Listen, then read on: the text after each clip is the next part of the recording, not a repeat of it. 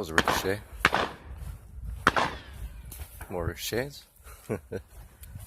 Crazy.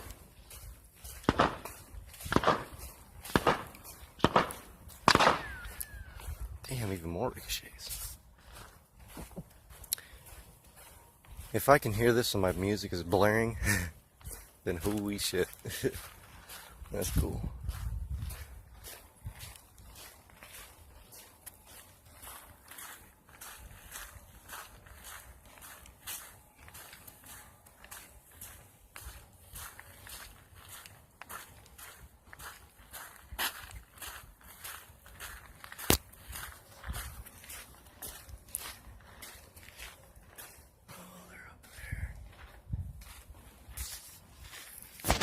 They're way up there on that ridge.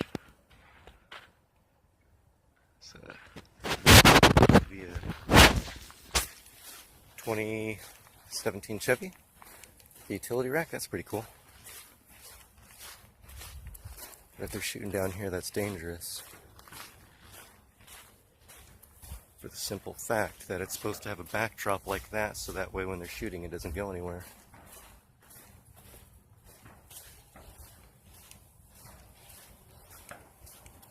Someone else is shooting down the wash. Pretty cool.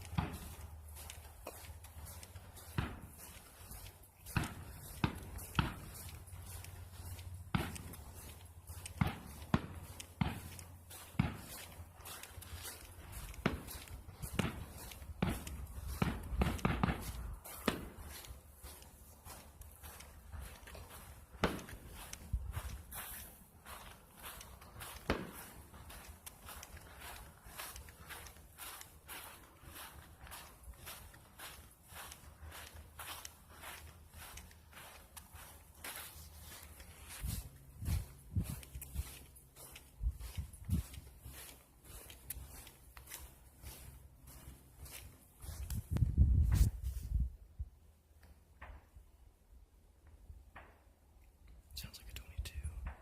Could be wrong.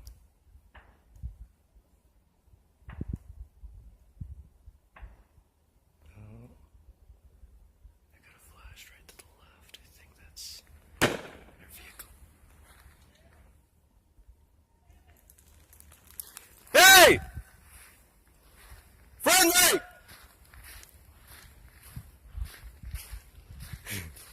That was a buckshot. It's definitely right in front of me and around me.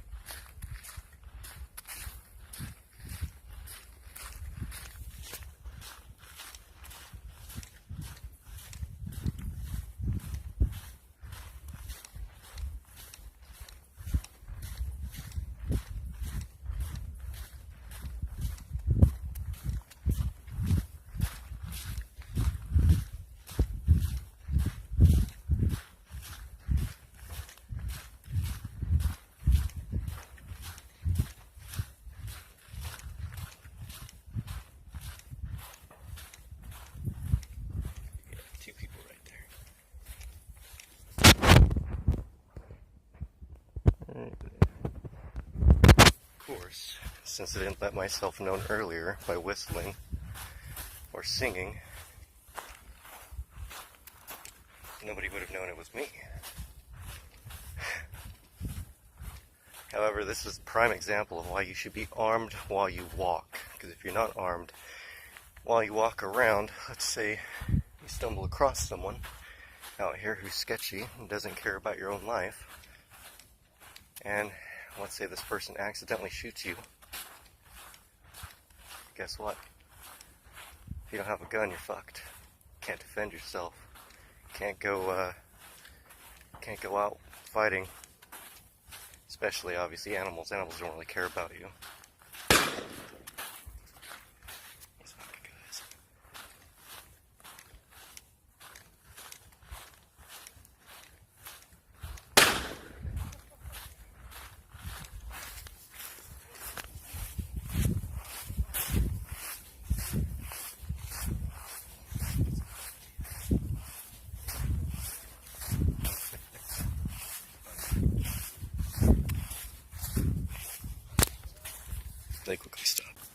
So keep a note that the two videos that you just saw, the chain of events could have turned out a lot more worse than they were. In fact, they could have been deadly. The whole time that I was recording, I was just very calm. I was, aware of my situation, making sure everything's fine, making sure how I can get these people's attention. So the first video is the first group. It was just two people on the hill. One of them happened to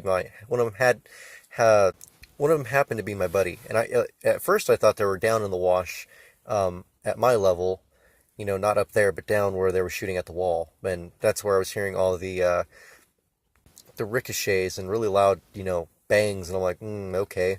No, it happened to be above. Now that's not very smart. The reason for that is because for any reason, even if they do know the area or they don't, but even if they do know the area, they should have at least, realized, hey, there's people who drive down there, there's people who ride horses, ride their dirt bikes, quads, and there's people who obviously walk. It's not uncharted territory. It's been, people's been through that before. So, I'm not trying to talk crap about anybody, but these are just some really good pointers to look out for.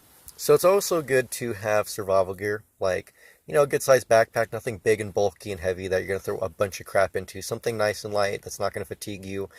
So carry an air horn, or let's say, an air horn. What I do is I carry a ham radio, spare battery, some snacks, first aid kit. So let's say, if I did have the air horn with me, which I don't, but that's my next feature. But what if I did have the air horn and I'm walking, minding my own business. Maybe my headphones are on me and I somehow didn't hear the gunshots, or I did, and they're off, and I'm trying to get their attention. They're shooting up at the hill from my right, and even though they don't see my orange backpack from the side, which is completely orange, it's like a traffic cone orange. Okay, so let's say it shot my arm and it went right through my arm and got either one or both of my lungs, and maybe somehow didn't get my heart. Well, there's no telling if I'm going to have lung capacity to yell at them to help them understand, hey, I'm over here, I'm alive, stop shooting. So the last straw from the first video of the first group was when two bullets hit the sand in front of me and sand kicked up. That's when I was like, whoa, all right, I got to yell at these guys, because apparently they didn't see me this whole entire time with me walking, and I'm walking in their line of fire, and they're spraying bullets wherever, and I could have been tagged. So one of the guys put their hands on their head and said, "Oh fuck," and turned around like he shot me or something, like, and they knew. They're like, dude, this guy appeared out of nowhere. We could have shot him, we could have killed him.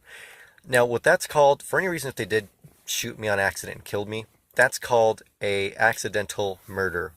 So both of them came down. They met me halfway from the hill, and we bullshitted, shook each other's hands. One of them happened to be my friend, and told him it was all right. He didn't shoot me, and so I was like, I'm just going back into town. So they said, safe travel, be careful, they're shooting down there. So the second video falling in is me hearing their shotguns. Now, these two guys, and I only thought there was two, were shooting their guns and shotguns and pistols. It seemed like their shotguns were literally facing me because the kaboom was so loud, and it sounded like it was towards me instead of, facing anywhere else. And again, you shouldn't be shooting just blatantly anywhere in the wash area, or any place like that, unless it's your own property and you've got miles of it and it stretches out far and stuff like that. But everybody's different. So these guys seemed like they were shooting towards me, thinking nobody was over there. And again, there's people who ride their horses, walk, ride their quads. I mean, what if it was a quiet SUV driving through there and they've got their music playing and these guys can't hear the vehicle? So after the pellets around me, I yelled, and they claimed that they heard me down away from them, which if I would have passed them going down the wash, apparently they heard my echo down there. So I thought for sure they heard me. I kept going, and again, I was quiet and I was calm. I wasn't pissed off and aggravated, and trying to control the situation, make sure everything was good. No, so now then, they kept shooting again, and I was like, holy shit. And the two guys finally saw me at a good distance, and they put down their shotgun, being very careful about it, and they walked back to the two vehicles. Now, I thought it was only two guys in two separate vehicles, but it was four guys, and they were all stacked up. Well, not stacked up. They were on the back of the, standing up in the back of this truck, Well, they were leaning against it. So two on one side of the bed, two on the other side, and they had all their guns and rifles and pistols there in cases opened up. So I figured they knew what they did wrong, and they knew that what they were doing was a little out of control. So in that other terminology, what they were doing, if and when they were actually spraying the pellets towards me and stuff like that, is a freak accident. And again, if they would have killed me, and again, that would have been an accidental murder charge on most likely each and every one of them. I'm not a lawyer, okay? I'm just trying to give out, tips and stuff of what's going on here and help you explain everything.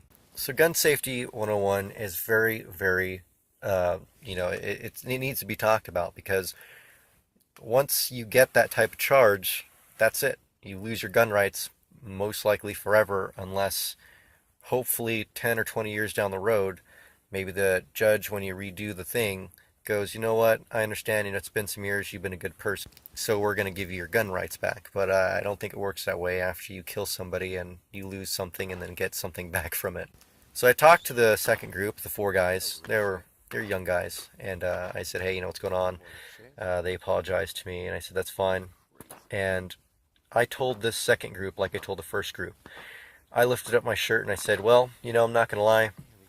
If I would have gotten tagged by one of your bullets or shotgun debris, I wouldn't have been a very nice person, because I don't know if you're doing this on purpose or whatever, but I'm generally a nice person, I mean, you can see me, I'm standing here, I'm talking like a man, I'm talking calm, and I'm still alive, and hey, I'm just letting the world go by. I'm not getting in your faces going, hey, you stupid motherfuckers, you could have killed me.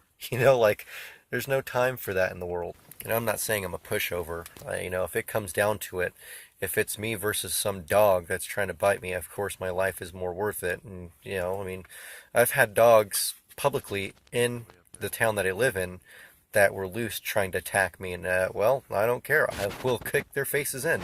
Done it before because, well, my life's in danger. So I explained to the two guys in the first group, like I explained to the four guys in the second group. I said, had somebody else been in my shoes back there, there's no telling what that person would have done. The first group up there that did the same thing, I don't know, the person could have unloaded some rounds at their truck, and those kids could have been like, dude, someone's shooting at us.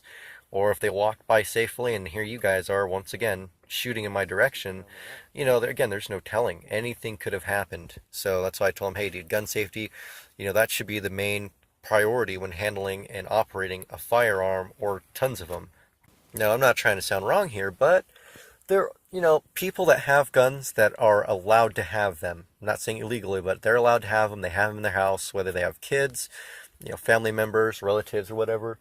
They should at least, even if they're not good at it, but they know gun safety, they should at least, with an unloaded weapon, train individuals gun safety before those types of people get, a hold of any kind of gun in this world and starts messing with it. For instance, obviously you shouldn't have your booger hook on the bang switch.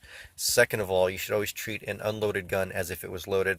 Third of all, you should have so obviously trigger discipline, which is what it's called, but also you should have barrel discipline. You don't want a loaded or non-loaded, weapon pointing at anybody. It's just common sense. It's stupid. Plus, of course, proper loading and unloading, features, or whatever you call it. To wrap up this video, since I don't want to make it long, is you should always walk with a buddy. Make sure you guys, you girls, whatever, have cell phones on you, radio equipment, stuff like that, survival gear. If you're not going to walk with a buddy, make sure you have at least a firearm, some extra magazines or whatever, because there's times where I've, again, encountered some hostile people, and also animals. Animals really don't care, generally, if they're nice, but otherwise, there's no telling if some javelina or boar, mountain lion, bobcat, or whatever is around you when your music's playing and you're minding your own business while this thing's been stalking you for 2 miles.